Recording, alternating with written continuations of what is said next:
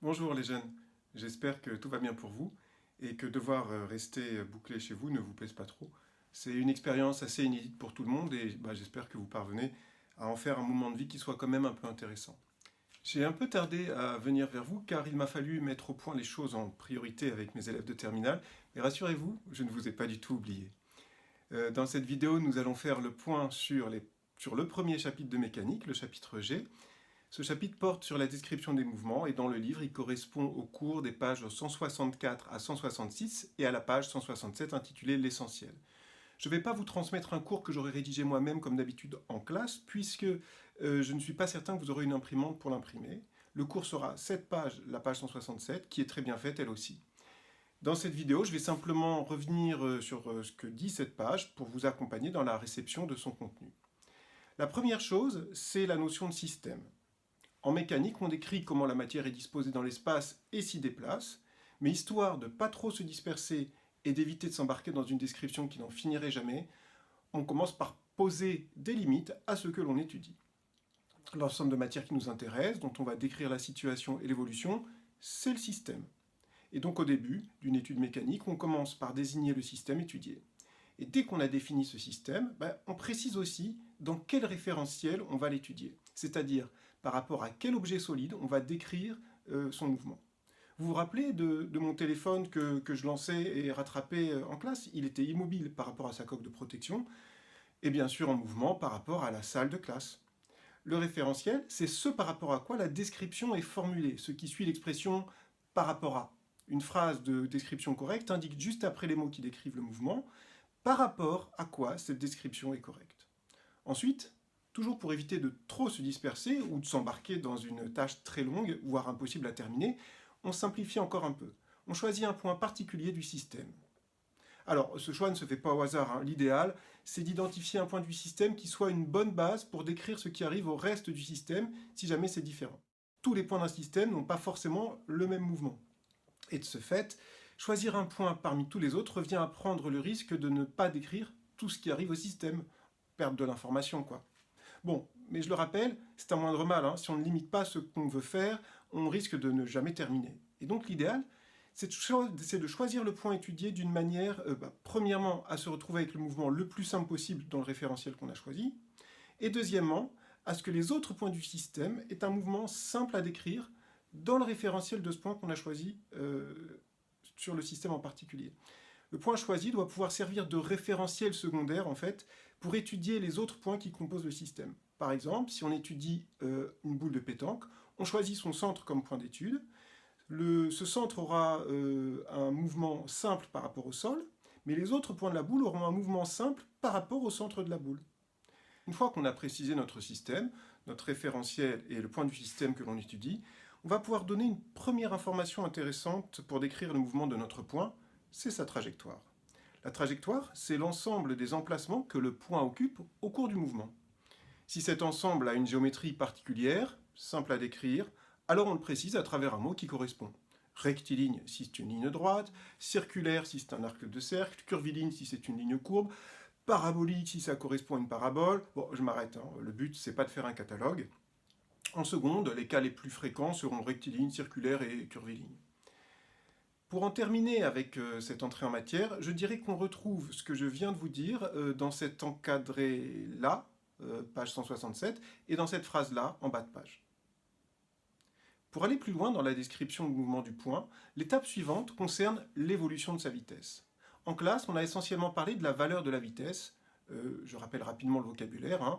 Si cette valeur augmente, le mouvement est dit accéléré. Si elle diminue, on dit décéléré ou ralenti. Et si la valeur de la vitesse reste constante, on dit que le mouvement est uniforme. Dans la page 167, c'est pour ça que vous trouverez cette phrase-là. Il y a un autre aspect de la vitesse qu'il faut également décrire, sans quoi on reste avec une description très incomplète. Il s'agit de dire tout au long de la trajectoire quelles sont les orientations successives des segments qui relient des points proches l'un de l'autre sur cette trajectoire. Pour le dire autrement, imaginez qu'on repère un très grand nombre de points sur la trajectoire étudiée, et imaginez ensuite qu'on relie ces points par des segments successifs.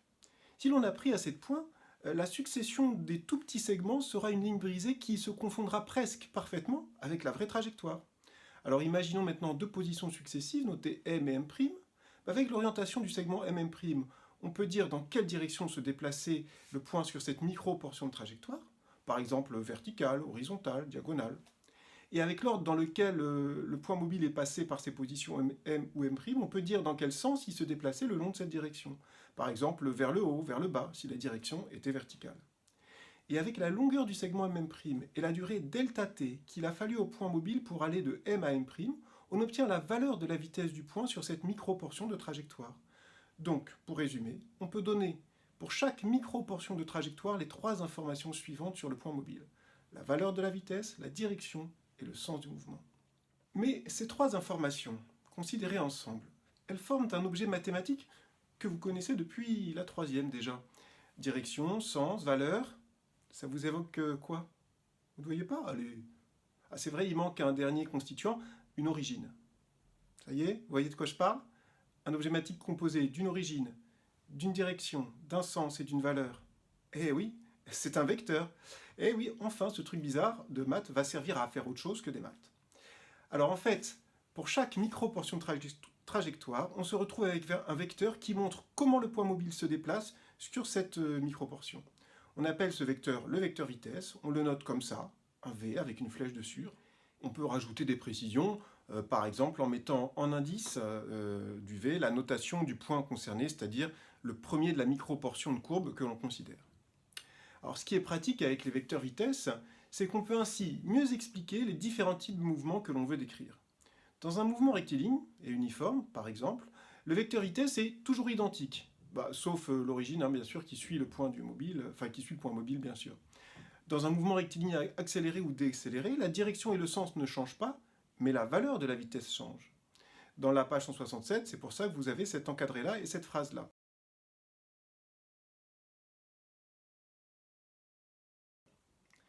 Voilà. On a fait le tour de tout ce qui est page 167. Le calcul de la vitesse sur une portion de courbe, eh bien, c'est assez simple. C'est la toute petite distance mm' divisée par l'intervalle de temps delta t qu'il a fallu au point pour passer de l'emplacement m à l'emplacement m'. Alors, nous sommes à la fin de la vidéo. N'hésitez pas à rejouer les différents moments de la vidéo qui peuvent vous paraître un peu trop rapides ou pas assez clairs. Comme ça, avec un troisième visionnage, peut-être ça va s'éclaircir. Et puis, si jamais vous ne comprenez pas, n'hésitez pas à m'envoyer, vous savez, par le chat de Pronote, ou d'Illico d'ailleurs, mais Pronote c'est bien aussi, vos questions.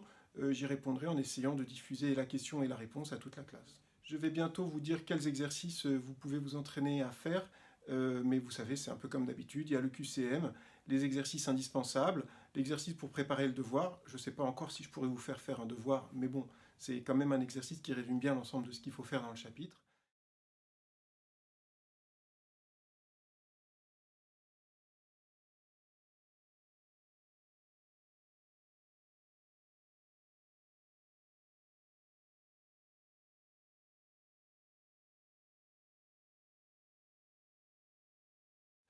Bon courage à tous et à bientôt.